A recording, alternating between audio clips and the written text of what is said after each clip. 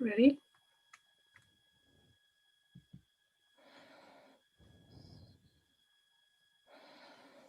Bismillah ar-Rahman ar-Rahim. Assalamu alaikum wa rahmatullahi wa barakatuh. Welcome to another program with the Shaykh Hamza Sodagar, the Shaykh from Los Angeles, in a lot of better weather than we are at the moment, where parts of our UK are now surrounded by white snow. London has missed it so far in the southeast, but I'm not here to tell you about the weather. I'm here to tell you that last week we embarked on Akhlaq from a different perspective, which was also looking at general principles. We covered Surah Al-Fat. We covered aspects of Surah Al-Hujurat, and we covered talk on Ruhuma Bainahum, approach of being Rahim, from the Rahim, which comes from Raham and Rahama, which talks about not in a particular action, but it does talk about showing mercy and abundance. We spoke about Surah Maida, verse number 5, and when we looked at Muslimin.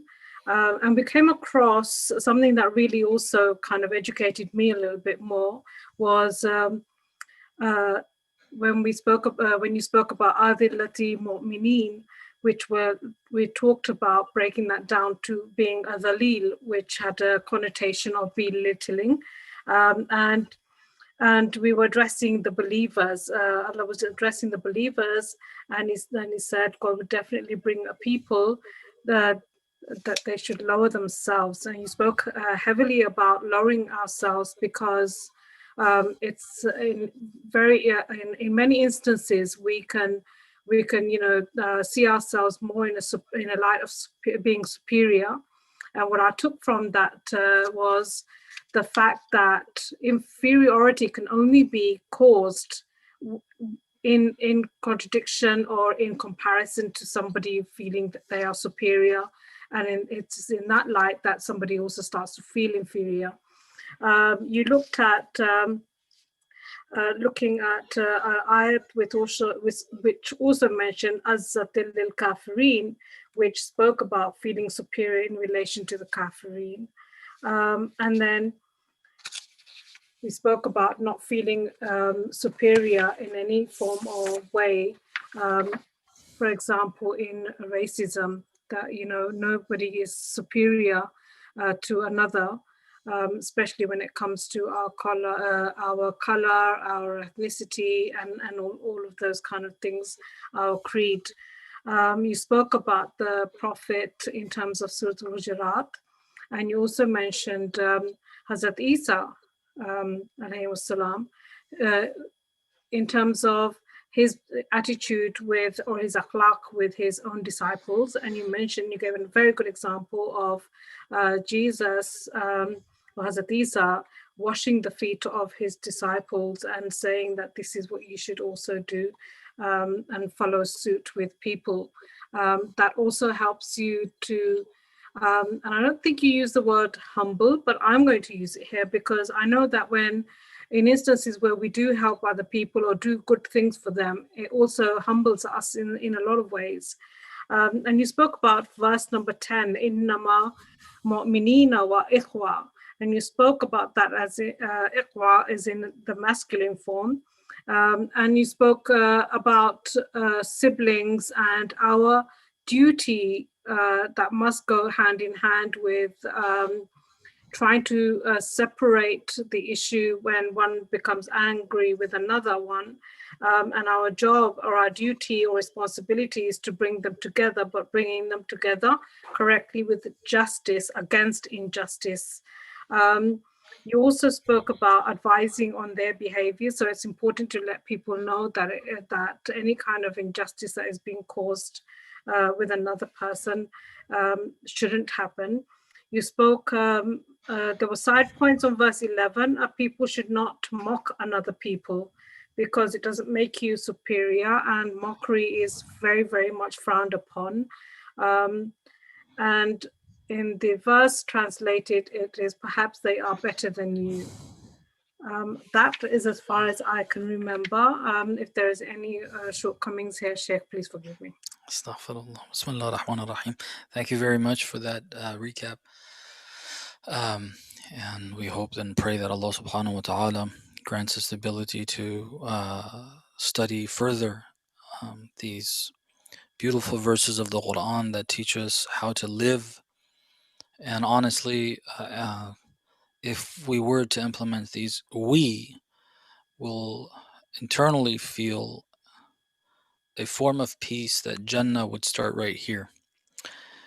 And if everybody collectively does that, then everybody will be feeling that, and it will be Jannah right here on earth.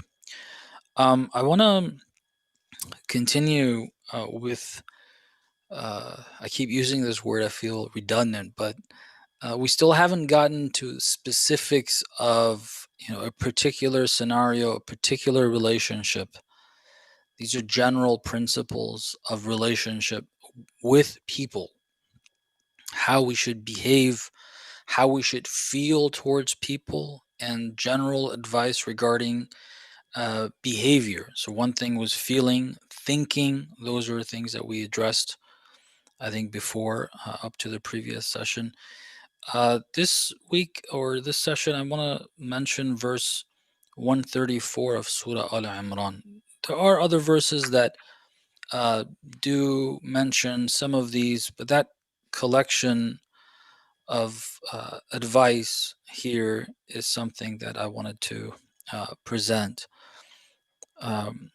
So this comes to behavior now. We're not talking about the way we feel, as we discussed in the last session. So we're gradually making it to more tangible behavioral examples of how to behave and how not to behave. And I hope I can explain it well, where we're able to take from this. The verse says, Bismillah ar-Rahman ar-Rahim, Alladhina yunfiquna, because it describes a people that were spoken of in the previous verse. Although our focus is 134, I'm going to read 133 first and then get to this, because this describes those who've been mentioned in verse 133. It says, Bismillah ar-Rahman ar-Rahim, وَسَارِعُوا إِلَى مَغْفِرَةٍ مِّن رَبِّكُمْ. And you should all try to, try to race to and try to speed towards what? إِلَى مَغْفِرَةٍ مِّن رَبِّكُمْ. Ghufran. I don't want to discuss the topic of ghufran. It's generally understood as forgiveness, but it's not that. That's very oversimplifying it. Anyhow, from your Lord, so race or speed towards that, all of you together. وَجَنَّةٍ, and towards a Jannah, a garden that عَرْضُهَا السَّمَاوَاتُ وَالْأَرْضُ. The breadth of it, or the width of it, is that of the heavens and the earth. أُعِدَّتْ لِلْمُتَّقِينَ. It's already prepared. Not that it will be prepared. It's already there. It's already prepared. لِلْمُتَّقِينَ, for those who are careful with their deeds. So muttaqin are mentioned here. And it gave us that reminder. There's always, this is related to akhlaq. And I want to make this connection here. Let's not forget, the goal of akhlaq is always connected with those akhlaqi points. Why are you behaving in this way? What's so good about it? It's because this is سَارِعُوا إِلَى مَغْفِرَةٍ مِّن رَبِّكُمْ وَجَنَّةٍ. You will get to a relationship with your Lord, pleasing your Lord, and so on and so forth. And a person who has this is a muttaqi. Muttaqi is someone who's careful. They are wary. They are worried about what they're doing. They're cautious. They think about what they do. And what you see of them is not that whatever comes to their mind, whatever they feel, they just engage in it, indulge in it, and do it. That's what taqwa means. But taqwa can be towards different things. What are you careful of? Are you careful of the government? Are you careful of society? Please them? Are you careful of your parents? Are you careful of your siblings? Are you careful of your friends? Careful of what? It says ittaqullah. Okay, so the muttaqin that is mentioned is being careful of Allah. I'm concerned about how God is looking towards me. Am I favored by Him? Am I pleasing Him? Am I not? Taking care of myself in my behavior, watching out, is called having taqwa. So muttaqin. This Jannah has been prepared for the muttaqin. See that connection? The purpose, the objective, and then it gets to specific guideline. Who are muttaqin? What is it that they do? We get to verse 134. It says, الذين ينفقون في السراء والضراء. Those who give, infaq, في السراء. Sarra is when things are pleasant, you're at ease, you're happy. In those happy moments, this is called sarra. Dharra is obviously the opposite of it. Whether you're happy, things are going well, you have a ton of cash, in those times you're feeling good, you have a lot, or you're in dharra, times are difficult, you're upset, you're down, you're not feeling well, things are not going well, your business isn't going well, family relations aren't going well, there's trouble, there's problems, there's difficulty. Okay, those times that we don't feel like giving. متقي الذين ينفقون في السراء والضراء. In both cases, they give. Okay, I'm going to come back to this because this is not what we generally think of what infaq means. What we think of infaq generally is, all right, charity. Okay, I don't want to say I hate that word, but I'm really starting to get agitated because what we mean by charity is, oh, there's these poor people, we feel sorry for them, let's give them. That has nothing to do with infaq in Islam. Okay, not that we don't give those, but this approach and that definition is not what it is. Okay, not just in this instance, generally. So anyhow, I'm going to get back to that, what type of akhlaqi advice this is, how we can relate it. This isn't something that, oh, let's find some people, give them a little something and make sure whether I'm feeling good or I'm feeling bad, I give to them. No, it's much, much more broad than that. Inshallah, we'll get to it. So that's one piece of advice. And one description, muttaqin are like this. ينفقون في السراء والضراء. Second description of muttaqin, والكاظمين الغيظ.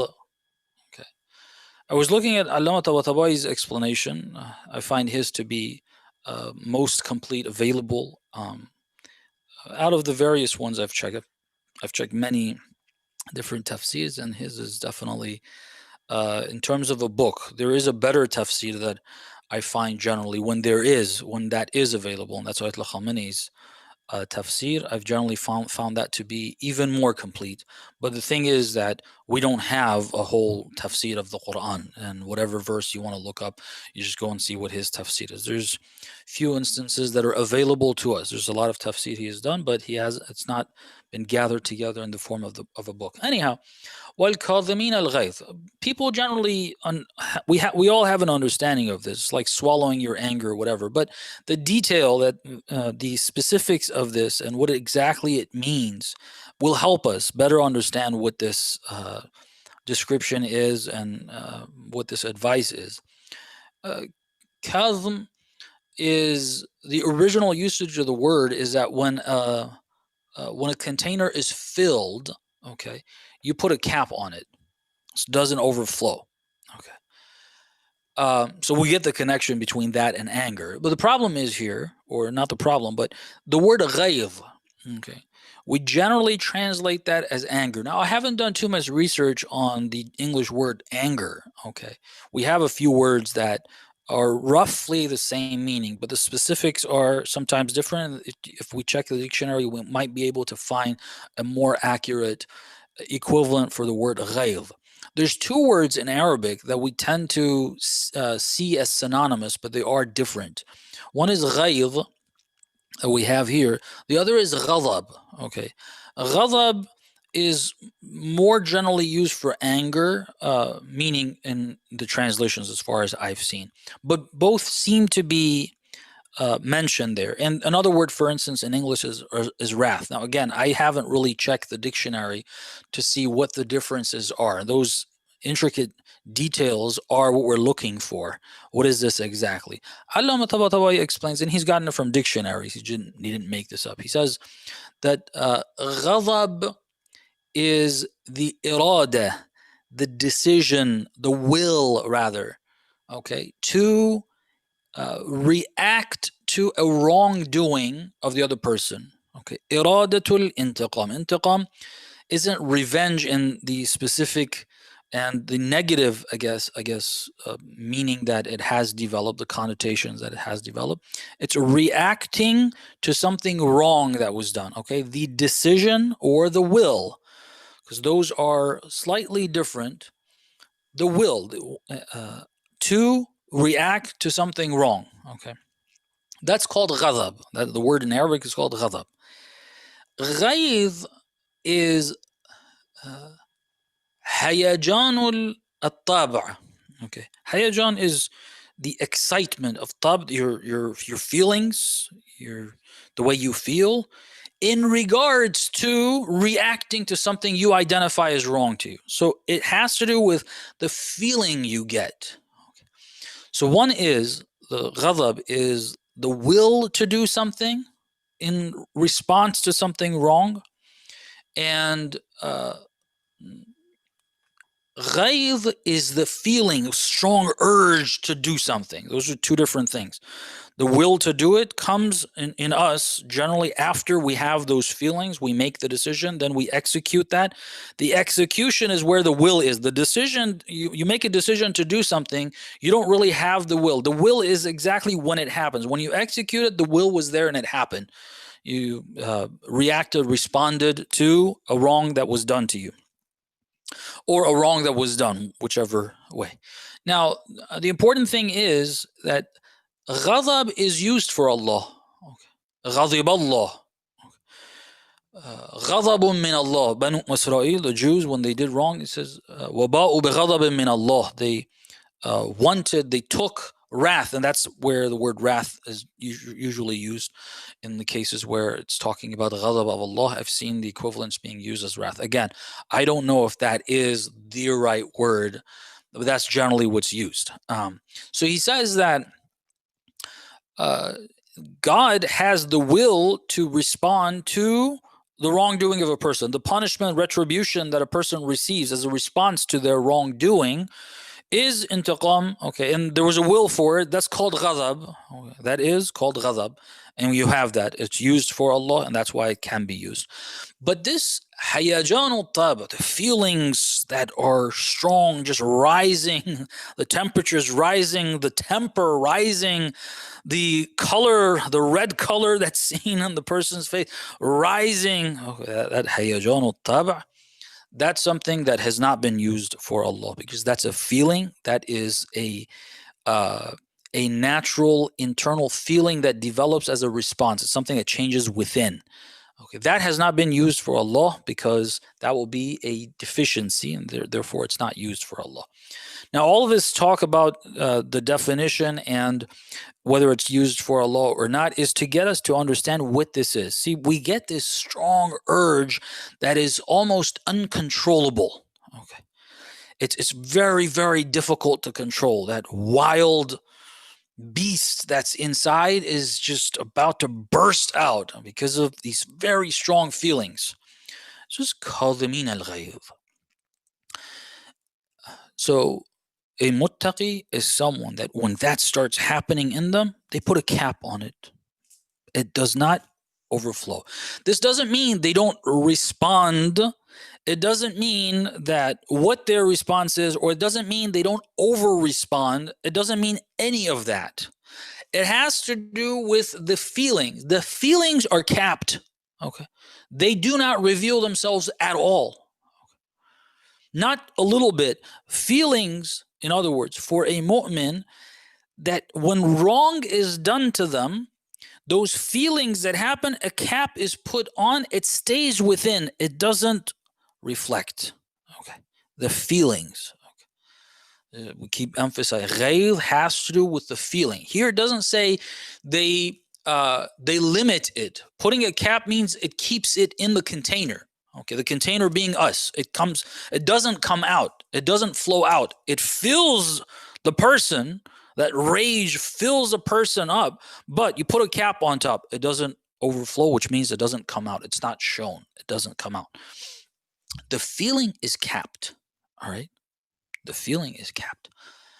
How a person responds to wrong is a completely different thing. Is ghadab wrong? In other words, intending to respond, the will to respond to a wrong done to the person, that there's a set of laws for it. In some cases, it's allowed. In some cases, it's necessary, depending on what the wrong is. Is it towards me as a person? Is it towards Islam? How it is? Those are all different scenarios that a response must be given. But is that response based on this feeling that just something wrong was done to me and I'm going crazy here with that strong feeling? No, that is capped. The feeling is not the reason why the person responds. The reason why the person responds is, okay, this person did this to me. God, what's your advice? In some cases, forgive, which is the next line. We're going to, again, this is not specific cases. It's telling us something general we'll get, but in the cases where it applies, forgive, don't respond at all. Okay. So I capped the feeling. Now, should I have a response at all? A little bit? A lot? What should it be? In some cases, forgive. Okay, forgive. In some cases, smile. In some cases, respond with good words. Whatever God says is going to be my response. The way I deal with that feeling is cap it. Okay, it should not come out at all. Whatever amount of it comes out, the feeling, that hayajan, that I guess the best word is the feeling, right? There's no other word I can use, or at least I can think of. So that's two. We're going to get back to that as well. We just have a general understanding right now. We need to start thinking of how this applies to all of us, in what context. What does this mean a little more practically? And this is, that stage, that part of it is all of us thinking. I'm going to present what comes to my mind, but that's after having understood what this verse is telling us, the wording of the verse. The next line we have is وَالْعَافِينَ عَنِ النَّاسِ. عَافِينَ عَنِ النَّاسِ. Afu, they have explained that it means to omit, to erase something. Okay. It's to erase something. عَافِينَ عَنِ النَّاسِ is obviously in the case where nas, people, have done something that you have a right to be upset at them. You have a right to retaliate. You have a right to say something, to do something. In cases we don't even have a right, that's a whole different story. Okay. There's cases where we feel offended, where we were not offended. That's my problem. There are cases that I'm angry at this person for what they did. The problem is actually me, not them. Okay. There are plenty of such cases. We're not dealing with those right now. This is not talking about that. And let's stop thinking we're always right and everybody else is always wrong. That's another problem in us that we need to get rid of. In cases where there is actually a legitimate reason for me to think about retaliation, to do and respond to the wrong that was done to me in words or in action. Different cases, different. Generally, the approach of a muttaqi is al-afin anin nas. It's my right. It has to do with me because that's what I have a right to forgive. Things that are not mine, they're God's. God says, if this happens, you have to respond in this way. That's none of my business. I don't have a right to forgive or not to forgive. Things that are mine. I had a right. Somebody violated my right. It's up to me. God, it's up to me. What should I do? Generally, al-afin anin nas. Their approach towards people is afu. Now, going back to that word afu, afu means not forgiving. When we say forgive, okay, at least the meaning that is generally understood, and we see a lot because of the conversations related to that word and that concept, is to not retaliate, not to hold them up for the wrong they did, charge them with something, take them to court, make them pay something, say something wrong there or whatever. Okay. Now, this isn't, if this is what we're talking about, if that's the real meaning of forgiveness, that's not what afu is. Afu is more than that. What is afu? Afu means it's erased. Okay. So what's the difference? The difference is you don't charge that person, you don't take them to court. What about here? Is there a scar left here of what they did? You feel bad about them, you see them, you have that negative feeling, whatever level of it, whether it's, oh, I really want to beat the heck out of this person, or I really want to retaliate, or I really want to do something, or even if it's not that, just a negative feeling because of what they did. If it's there, that's not afu. Afu means erase. It's the person didn't do it. Person didn't do it. That's what I have a choice. I can choose not to behave in my external organs, in my eyes, in my tongue, with my hand, the way I react and respond to them. I can control that and say, I'm not going to look at them angrily. I'm not going to use my limbs in whatever way, whether it's writing something, charging, whatever it is. That's one part of it. Af is not limited to that. Af has to do with the internal aspect as well. This is very important, very important.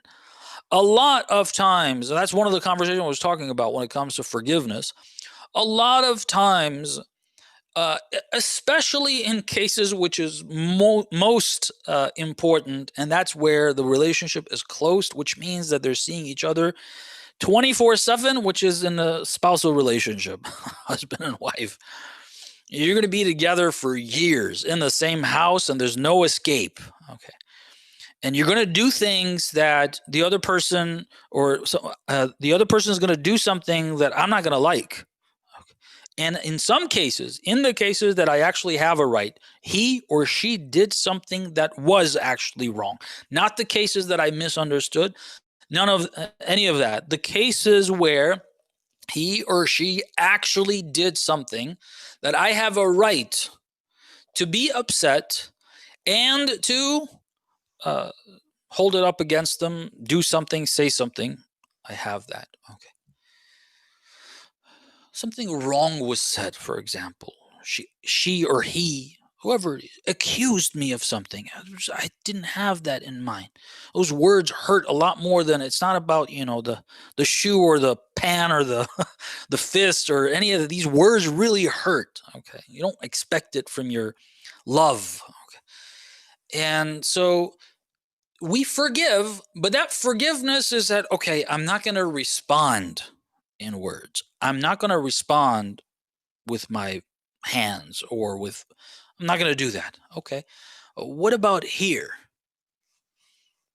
If the person really got it out, it's afina anin nas. This is one example of it. If that really happened, then it's gone. It's omitted. It's not there. It's not something that next time, if she does it again, that the pain is gonna, the cut, the scar is gonna reopen again, and then that's gonna be when it's gonna be more difficult to manage, and then that ghaid is gonna be more serious, and then the kadhim of that ghaid and capping that feeling is gonna be a lot more difficult. So afina anin nas, afina, completely omit. The person didn't even do it. I didn't see that. I didn't hear that. Well, this is what the advice. So this is, again, that example was for understanding what this concept is. Now let's go back and see from the beginning, the first one, see what this means in terms of giving. Okay, so the first one was giving fi sarra wal dharra. The first thing I want to clarify is who said infaq means giving money. Okay, only limited to that. That's one thing to think of. Giving is giving help, giving support, giving words, and whatever that I can do for another. Giving money is only one portion, maybe even a smaller portion compared to the rest of what can be done. In fact, definitely less than the other portions. Giving money is a smaller portion. The amount of times we need to give money in our lives is a lot less than we need to give other things. Giving words, good words, helpful words, supportive words.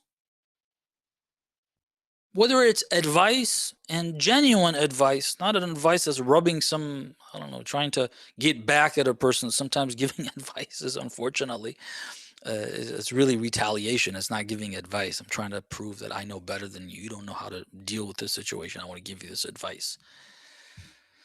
It sometimes comes with a feeling of superiority and considering them inferior. They don't know and they need to be told. We've seen, unfortunately, plenty of that. No, genuine advice where a person feels that perhaps this word can help, and I'm offering that without anything else really involved. Those words are more important. Loving words. Loving words in so many different ways. A small joke here or there in the right place. Here let's go back to the rest of it. When I'm feeling well, I'm joking, laughter. When I'm not feeling well, nothing. Well, this is a situation. You need to say something that is helpful, clear up the situation, try to help your children with those words, your spouse, your parent, your people around you, friends, whoever is around you. So it includes words. It includes help.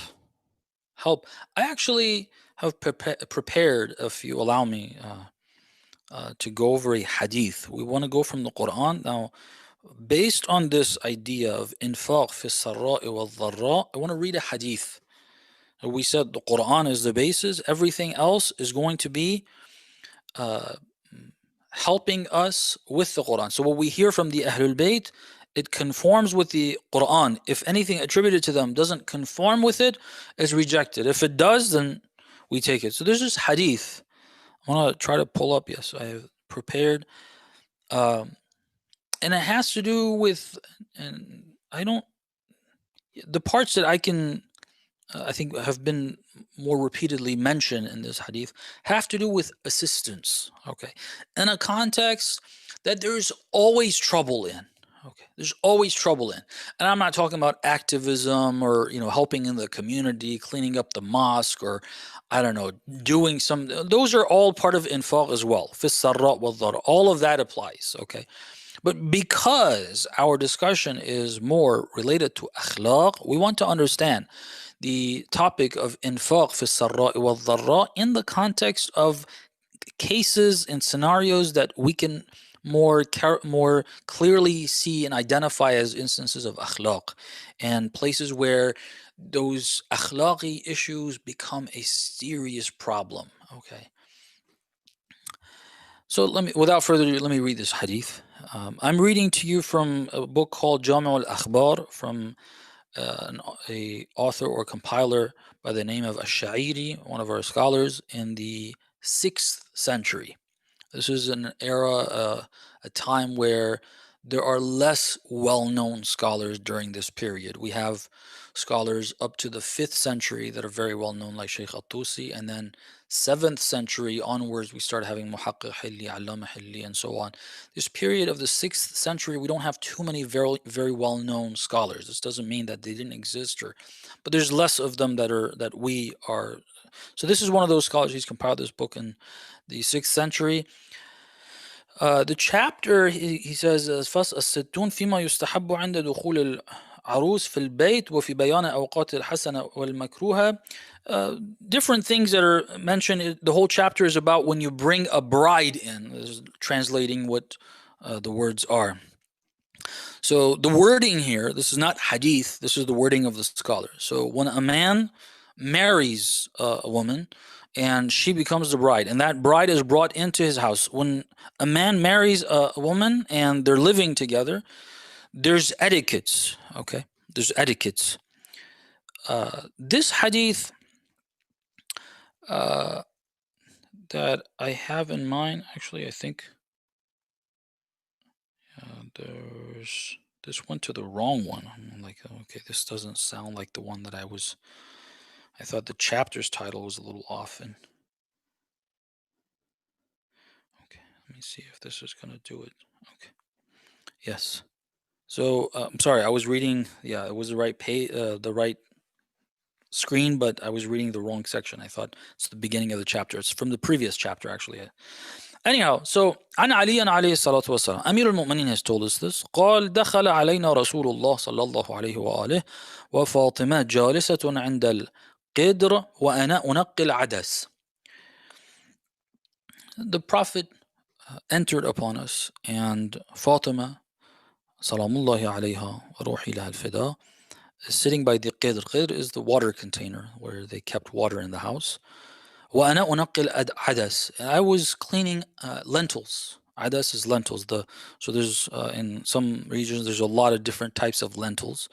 Apparently, the ones that the word adas is used, as far as I know, are the dark lentils that are a bit larger than some of the others, not the red ones and not the other ones. So أنا أنقي العدس. I was cleaning. They didn't have all that machinery. When you would buy adas outside, it was filled with little twigs, sticks, or stones and stuff. You don't want to get that in your teeth. So they had to clean this before cooking it. Who's doing that? Amir al-Mu'minin salamullah alayhi. The man of the house is sitting down cleaning adas. And I remember one of the teachers, he repeatedly mentioned this. Okay, when he wanted to advise men to help their spouses in the house with housework. This specific, he said, Amir al-Mu'minin used to do this. He used to use this example. It comes from this hadith. But I didn't know of the rest of the hadith. We only heard that example of his behavior, which itself teaches a lot, but the words that the Holy Prophet said, seeing this. So there you go right there. The spouses are helping each other, taking care of the things in the house. Okay, this notion that one person is responsible for the house and then the other person is responsible for outside and nobody gets involved with the other, which has become culture in many, unfortunately, in many areas, to the extent where you hear from Muslims, non-Muslims, if a guy helps at home, that is like, oh my God, this guy helped. That's very unfortunate. That's not supposed to be something rarely found. That's supposed to be something that's commonly found. Anyhow, the Prophet said, according to the account, Amir al-Mu'minin says, the Prophet said, Ya Aba al-Hasan, قلت لبيك يا رسول الله. The way Amir al-Mu'minin responds to the Holy Prophet. I mean, that setup is just mesmerized thinking of it, not even seeing it. The Holy Prophet entering a house, Fatima is there, Amir al-Mu'minin is there. This is the condition. And then the Prophet begins to speak. Amir al-Mu'minin responds, Labbaik. This is like the best way. What you do in Hajj, you say Labbaik. You're responding to Allah. His word to the Prophet, as soon as he called his name, Ya Aba al-Hasan, Labbaik. He said, yes, Ya Rasulullah, O Messenger of God. قال اسمع مني. The Prophet said, hear from me, وما أقول, and what I'm saying to you. وما أقول إلا من أمر ربي. Sorry, I misread that. He said, listen to me, and this is not my word. What I'm saying, these are not from me. ما أقول, what I'm saying, or I do not speak. ما أقول إلا من أمر ربي, or except for what my Lord has commanded me. Then it goes on. ما من رجل يعين امرأته في بيتها إلا كان له بكل شعرة على بدنه عبادة سنة صيام نهارها وقيام ليلها. This one line is enough for us. He says, there isn't a man that assists his wife in her house. Now, we need to have a whole conversation about how this house that is one that the man has purchased and he's responsible to take care to have that is referred to in not this hadith, in many hadith, as her house. Okay, this is generally how it's worded. So there isn't a man that assists his wife in her house except that for every hair on his body. Now this is where maybe men with more hair can be a little more proud of that. Every single hair on their body, ibadatu sanatin. There is a worship of a year. Okay? For every single hair on that body. What type of ibadah, worship of a whole year? صِيَامٍ نَهَارُهَا, every day the person has fasted. وَقِيَامٍ لَيْلُهَا, and every night they've woken for the night prayer. Okay. So you're worried about waking up for the night prayer and not being able to? You're tired, you're this, you're that because of whatever? Okay, you do this. And it counts for a whole year of doing that and fasting the whole day. You have trouble fasting, mustahab fast. The Prophet says, if a man helps his wife in the house, the angels will count every single hair on that person's body. For every single one, Allah will give you the worship of 1 year. Okay. There's a couple of things to say before I continue, because you're going to be helping us with the rest of it. The first thing that comes to mind is, remember that it's not the case that this is for a man only. Why do we say that? Firstly, because of the verse. Infaq is general. So you're assisting. The wife is assisting when she works in the house. She's helping and he's helping. And there's no discrimination. The Quran says again, whoever does good, Allah subhanahu wa ta'ala will not allow one bit of that to be lost. Okay. Anyone, male, female. Okay. If that's the case, then, but the verse says, the hadith says a man. Well, the reason is obvious. Because men are generally more active outside. They need to be told more that this is what it is. So when you get home, help there too. Okay, don't just say, well, I provided this, that, the other. Now I want to say, bring me tea, bring me this. Or I just don't care, just do whatever. It's expected for the women to do it. Those thought process, it's not just then amongst the Arabs, it's across the board. It's pretty much, unless a people decide to go by these lines of advice, this is what's going to happen. Now, why did I say this applies to women as well? What's important, the hadith is talking to men here specifically. They're addressed. We, based on reasons we explain and other reasons, said this is not limited to a man. It's also for women. The emphasis is for a man for that reason. Otherwise, this is telling us what the reward of this action is, assisting another person in this house. Now, this particular case that's being mentioned, there's a lot of emphasis is required. The reason why we said women are not excluded from this, in fact, there are ahadith that tell us the reward is more than this. Okay. But at least this. The reason why we say that is there's a need to repeat these lines for women as well. Now, because we've chosen a hadith that emphasizes on men, I don't want to leave that part out. There's a number of hadith in various wording. For example, jihadul mar'a husnul taba'ul, taking care of the husband is jihad. Jihad is much more rewarding than the rewards that are mentioned here.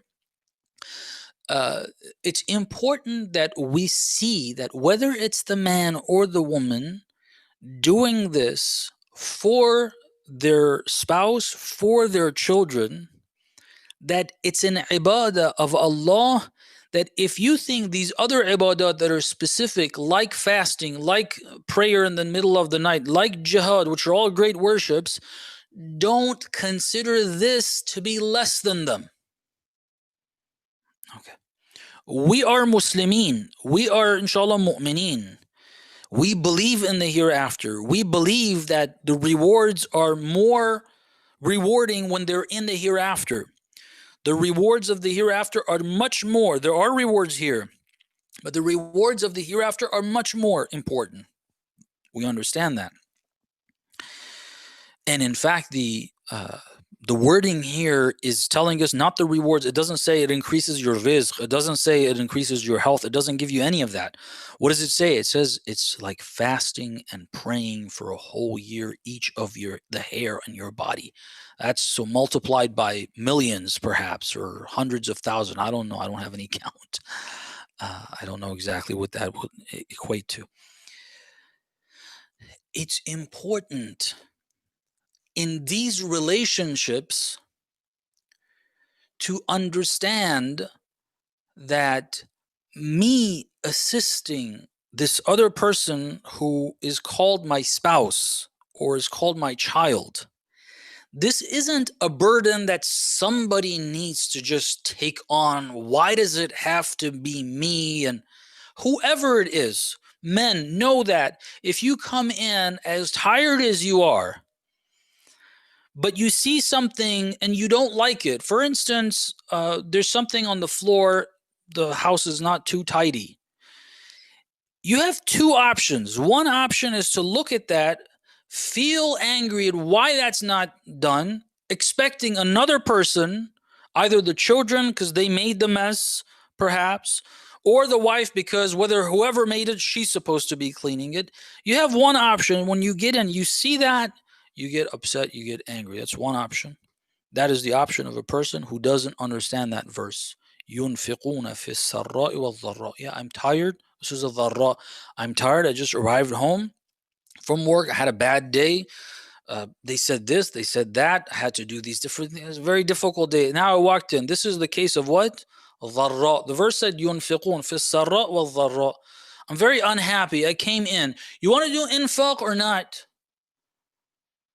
The approach of the person who doesn't look at that verse, they allow themselves to feel angry, even if they control that. They just get upset. They don't say anything. They don't say, why didn't you clean this? They say, why is the house a mess? None of that. They only got upset and they decided to go get a drink or whatever and sit down and relax. Well, that's the approach of someone who doesn't see that verse and based on the verse hasn't seen this hadith. The person who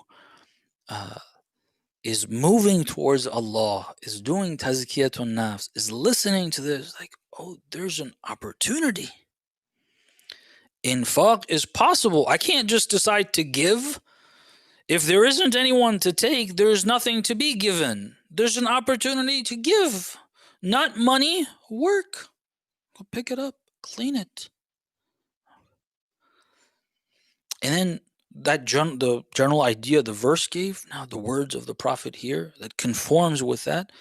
A man that comes in, you are responsible. Man is responsible outside. That is definitely the case. A woman is not, according to Islam, it's not wajib to do these specific things. No, it's all mustahabbat.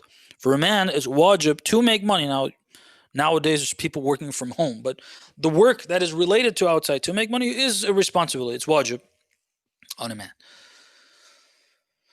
Coming home, now you have this infaq condition that you have this available, giving. Okay, you can't create an opportunity. Here is an opportunity you can give, and the rewards are what is mentioned here. Let me continue with the hadith a little more, because as much as we mentioned these scenarios, which is good, it allows us to think. I hope we're all doing this. I was thinking of my cases, okay? I'm not thinking of anybody else's. I'm thinking of my cases, walking into the house, and I had a tough day. I'm tired, thirsty, hungry, all of that. I'm getting home and then coming across something that is not pleasant. Okay, well, that unpleasant thing that needs cleaning up, or food that's not made for whatever reason. There's no responsibility anyway, okay, on the wife. But the reason why I give these examples, because the one who's speaking here is a man, so I'm talking from experience. We read the general advice from the verse. We are reading and we explain how this is general. The examples I'm going to give are generally my own experiences, my own examples that come to my mind, what I should have corrected and I should try to correct myself. But again, the idea is more general, and everyone can think for themselves and see what they can look back at and think first in their head and try to correct the way they were thinking. And the next time it happens, see how we need to behave in these conditions. So these scenarios are good to make us think, but the hadith is going to give this encouragement. If we get this straight in our head, we won't be thinking that comparing myself to the other person or to other people. Why am I doing this? Why they're not doing, which in many cases is wrong. Okay. Again, speaking from experience, many cases I've thought, why do I have to always do that? Then God blesses me and makes me think, who says you always do that? Why are you thinking you're always doing that? You're not realizing that they're doing it mostly. In a few cases, you're doing it and you're saying you're doing it always and they're not doing it. That's injustice. Okay. But our thought process will change. I don't care if the other person did it that's their taklif to Allah or what they're going to be getting. My thing is with Allah. Allah says, I love to see you in this. I love to see you doing this. You're worshiping me. Change the way we think. The rest of the hadith adds a lot more. It says, وَأَعْطَاهُ اللَّهُ. So that 1 year for every hair on his body, that's only one part of it. It says, وَأَعْطَاهُ اللَّهُ تَعَالَى مِنَ الثَّوَابِ مِثْلَ مَا أَعْطَاهُ اللَّهُ الصَّابِرِينَ وَدَاوُودَ النَّبِيِّ وَيَعْقُوبَ وَعِيسَى عَلَيْهِمَ. The rewards he will give is going to be similar. God will give is similar to the rewards of those who are identified by God to be patient, like Prophet Dawood, like Prophet Yaqub. Just think of, we are more familiar with the patience of Yaqub. Now it's interesting, we need to look into the cases of Dawood and Isa ala nabina wa alayhi as-salam and see why they are specifically mentioned in terms of patience. But the one that we all know more clearly is the patience of Yaqub. I mean, just imagine how patient he had to be with not seeing his son, with his other children, and so on and so forth. God will give the rewards of sabirin. Then the Prophet says, من كان في خدمة العيال في البيت ولم يأنف. Another important thing here. Again, it's in conformance with the verse of the Quran. The verses of the Quran say, لا تبطلوا صدقاتكم بالمن والأذى. That's and this hadith is an instance of that. You give something. Okay, again, sadaqah is not giving money to someone that you feel you're more privileged. No, that's not. Sadaqat are generally mustahabbat. We have a kiss on the cheek of one's spouse is a sadaqah. Okay, this is the meaning of sadaqah in Islam. It's general. So it says when you give sadaqah, don't nullify it. Don't make it void with bil manni wal adha. The word adha is more general. I'll talk about. Adha is to bother, aggravate in words, in whatever way. You give something, then you behave in a certain way. It makes a person want to feel like, why did I even take it from this guy? Okay. Don't do that. You give, don't, because after you're giving, don't bother them for your gift, for what you gave. It says, من كان في خدمة العيال في البيت ولم يأنف. A person who is at the service of their iyal, the people they need to be taken care of. Okay, they're the ones that they have to pay for their expenses. They're serving them. They serve them in whatever way, cleaning up a mess, cleaning up the house, washing clothes, making food, everything. These are examples that are least favored. Okay, you can add other things like words that are very important many times. But these are the basic ones that everybody understand. All of it, the whole thing. من كان في خدمة العيال في البيت, in the house. Yeah, emphasis in the house. ولم يأنف. Doesn't act like, he's aggravated, he's bothered, he doesn't like it. Oh, why do I have to do this? This is what we do. The bickering that happens while we're cleaning. How many times did I say, don't do this? And this is, again, applies to everybody, whether it's the father or the mother or whoever. Why do you guys always make a mess here? Why? Oh, what are you doing? You're ruining it all. Don't do that. Don't think this is teaching your child. I want to use this example too, again, from experience. I think I'm teaching the child that they need to be clean. You're not teaching your child to be clean at that moment. You're just angry and just whatever's coming out and you're calling it. No, it's not. Just what the verse says, lam ya'naf. You're doing khidmah, you're helping, you're assisting, and do that. Complete it. Don't show any type of anger. There's another time that you can, when you don't feel like it's something you need to do, it's something that you can tell them Every now and then tell them, look, it's better to be clean and stuff. Advise them, try to clean up your room, do this, be a little careful. Now you're doing this. While you're doing it, you're saying all this stuff.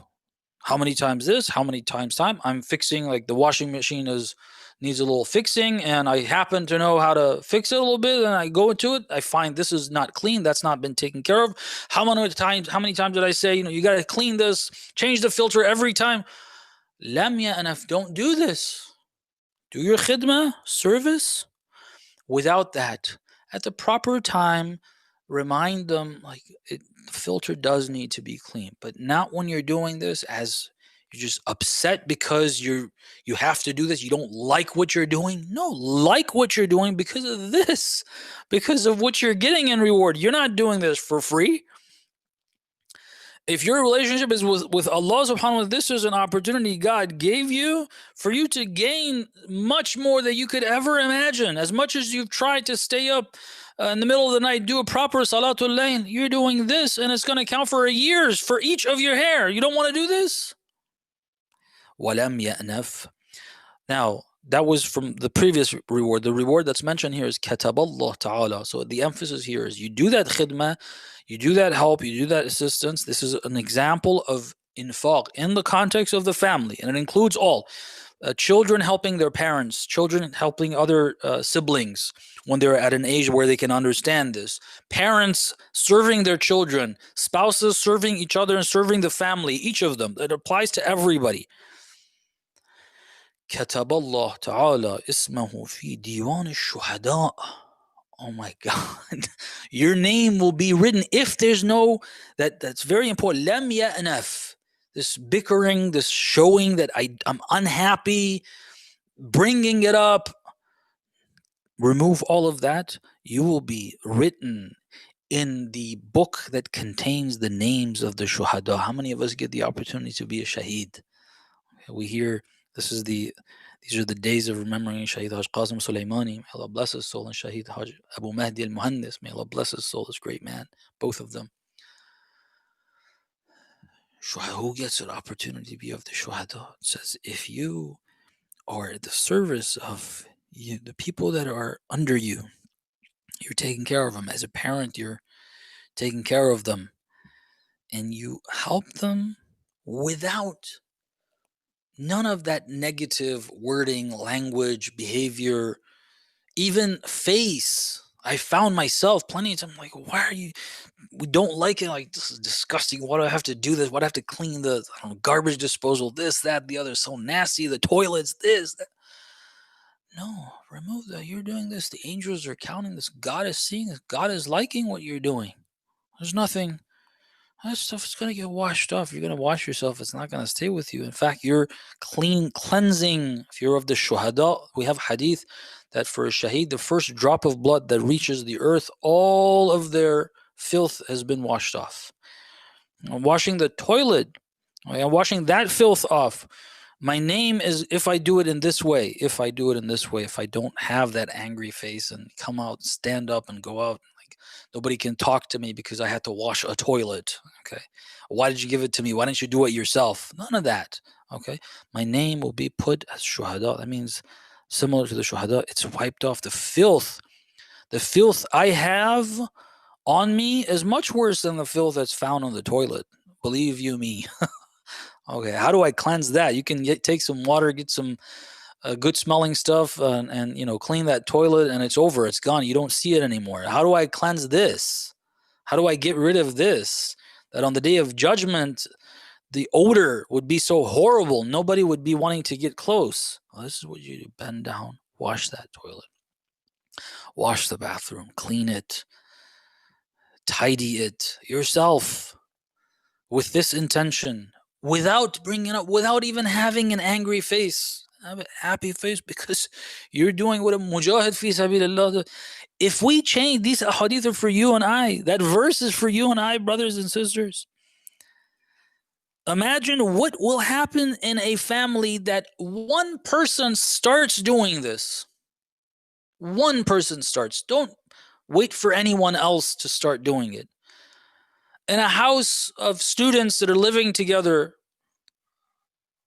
university, whatever, a family that's just been formed, spouses, a family that's been there, you have children, one person, you don't even, one person starts doing this, it'll change the mood of the whole house. Besides the apparent part that we see, obviously, when a person's, you start seeing that change in the behavior of the person, everybody else starts thinking. They start wanting to change themselves. Besides the apparent part, there's nur that comes there. I mean, you have a shaheed, a living shaheed. The name of that person is put in the book of shuhada. You have a shaheed, a living shaheed with you. There's light that comes with that. And it'll change. We need to, brothers and sisters, pray for me. Inshallah, we pray for each other. I need to develop this. We all need this. And it becomes so beautiful, a relationship, any relation. I gave all these examples. I'm not talking about any specific one, any of them. Amongst friends, family, spouses, parent with child. One of the biggest issues we have, I want to maybe the last 1 minute, because our time is up, I think I can say this. How many times I've heard good parents, very good parents, being the very good believers, but the way their relationship with their child is, that child just doesn't want to listen to them. That doesn't mean that person is doing good by not wanting to, but there is a fault in the parent as well, and that is that they didn't do this as much as they should sometimes. Sometimes it's very minimal. A lot of times their relationship with the child has been, I'm the authority, you need to listen to me. Lower the self. Khidmatul iyal, that applies to both parents towards their children, for a mother towards her children, a father towards her children, his children. Serve in that way, help in that way. A child who sees this from the parent, their relationship is going to be different with that parent. Again, it starts from this side. Don't expect others to behave a certain way. I need to change myself first. Let me correct, see the faults, see the flaws, see the issues, see what I need to change in myself. And if I change that, you will see. I will see. Any part, and I'm sure all of us are like this, anytime any of us has decided to change to what God has said, all of you can look at your own experiences, and I can look at my experience.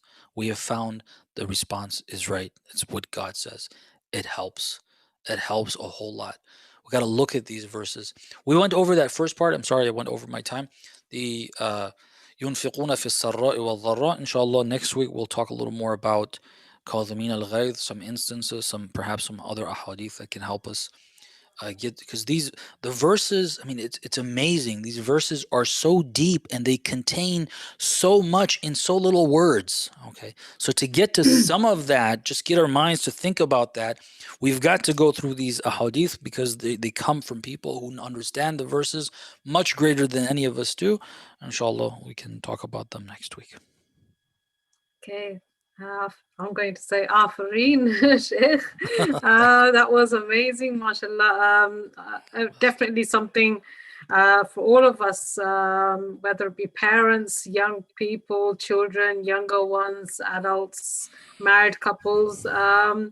You've given us a whole platter here, Shaykh, full of things to take back with us. A lot of reflection. Obviously, everybody, has their shortcomings, and unless they kind of look at or listen to speeches such as yours, or lectures that describe the rewards that are to be had, we sometimes don't give ourselves the opportunity to change or recognize that there are shortcomings within ourselves. Thank you so much. We look forward to part 5, inshallah, next week. This is the AMR of Fatima, Lady Fatima Zahra, Assalamu alaiha, and there is a lot of things that we need to take back with us and learn from, not only her life as a center point, and I was discussing this with a sister yesterday on Project Zainab Live, of how she managed to kind of equate all her relationships, but she was, you know, a huge role model for, you know, especially us in the modern times. But there's so much that we can learn from her demeanor, her responsibilities, her duties towards not only her father, but her husband, her children, her, you know, and people outside in the community also. But then also we learn from all of that is the justice that she did fight for. You know, she didn't let injustice come to her, but she actually spoke about something that we all need to learn from, is that if something is unjust towards us, that we should always try to fight for our rights. That was something very, very important to Lady Fatima Zahra Salamu Alaiha. And no doubt, inshallah, her rights will also be avenged by Imam Mahdi Jalal Ta'ala Farajahum in coming years, and may Allah give us that time to actually witness that. If not, we'll also die knowing that we wanted that to be witnessed. But this is enough for Project Zainab Live today. Thank you very much again, Shaykh Hamza Sodagar, all the way from Los Angeles. And your time is really, really important to us too. But no doubt somebody or some people will be taking something back, because I know I definitely did from today's lecture. There is so much that we can take back from your lectures, inshallah. Looking forward to seeing you next week, next Wednesday, inshallah Kareem. For those who haven't been able to tune in live, again, these videos are going out on YouTube, on Project Zainab channel. Please do tune in when you can. But these lectures will be available to you, you know, indefinitely, inshallah Kareem. Looking forward to seeing Brother Shuhaib Ahmed from IMN, a very close follower of Sheikh Zakzaki, on Tuesday next week. There is a lot of work that he's also doing in the community. And don't forget, Project Zainab stands for improving families, not only our own families, your families, but also your communities. Thank you very much, and thank you for being with us tonight.